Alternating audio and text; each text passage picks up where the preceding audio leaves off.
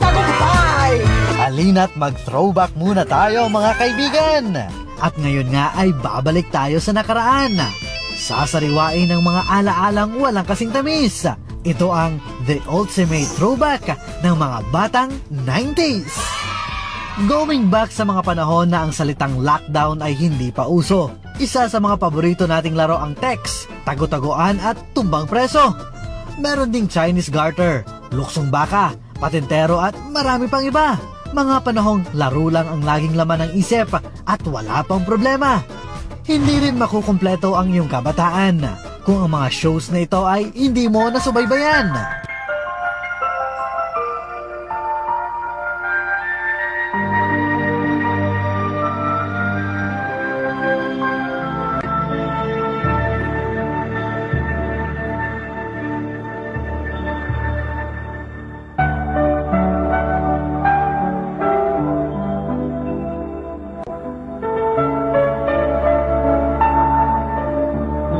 Pakikinggan mo ngang muli, talaga namang nostalgic. Sa mga musikang ito, mga alaala ng kabataan ay kusang bumabalik.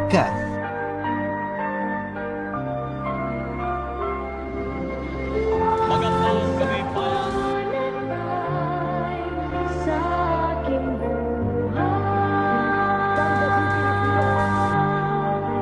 Makinig kay Eugene!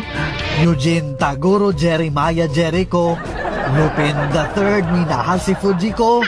Saludo kami kay San Goku. Ops! Kung alam mo ang dugtong ng kantang ito, batang 90s ka panigurado. Yung iba walang sariling TV at nakikinood lang sa kabilang bahay. Malas mo lang kung pagsarahan ka ng pinto ng kapitbahay niyong mataray. Love story ni Sanchay at Dao Mingse, amin ding sinubaybayan. Mga miyembro ng F4, kaya mo pa bang pangalanan? Sila nga ang pambato namin sa K-pop at K-drama na ngayon ay kinababaliwan. Lyrics nga ng kanta nila sa song hits ay #1. Kung may 3310 kayo noon, abay middle class na kayo. Ano pa kaya kung Nokia N95 ang cellphone mo? Sa panahon ngayon na Mobile Legends na ang sikat, kami noon masaya na sa Snake at Space Impact. Sa mundo ngayon na parang umiikot na ang buhay sa social media, Friendster noon sa amin ay sapat na. Sa theme ng account aba talaga naman lahat ay nagpapabunggahan. Tonight by FM Static ang background music ng karamihan. Kung sa ligawan ngayon abay selfie na ang labanan. Picture message noon ang sukatan ng landian. 15 pesos ang bawas sa load pag nag-send ka ng mga kagaya nito. Kaya talagang kikiligin ka pag may picture message received na notification sa cellphone mo.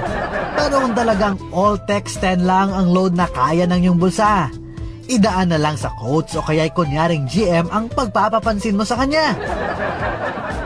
Kung wala ka naman masyadong kaibigan, marami diyang clan na pwede mong salihan. Codename at signature mo noon, iyo pa bang natatandaan? Kung ngayon ay uso na nga ang Netflix and chill, noon naman kay Clara at Selena, marami ang nanggigigil. Pagsapit nga ng gabi sa teleserye, lahat ay nakaabang na. Sa TV, malabo pa rin kahit na ang taas na ng antena. Ay, ang sarap talagang sariwain ng mga dating alaala. Kung pwede sanang bumalik sa nakaraan ay ginawa ko na. Mga panahong parang ang simple lang ng pamumuhay. Wala masyadong stress at konsumisyon sa buhay.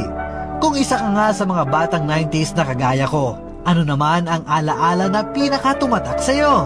Halina't ibahagi mo yan at tayo'y mag-reunion na mga batang 90s. Tara! Tayo na sa comment section!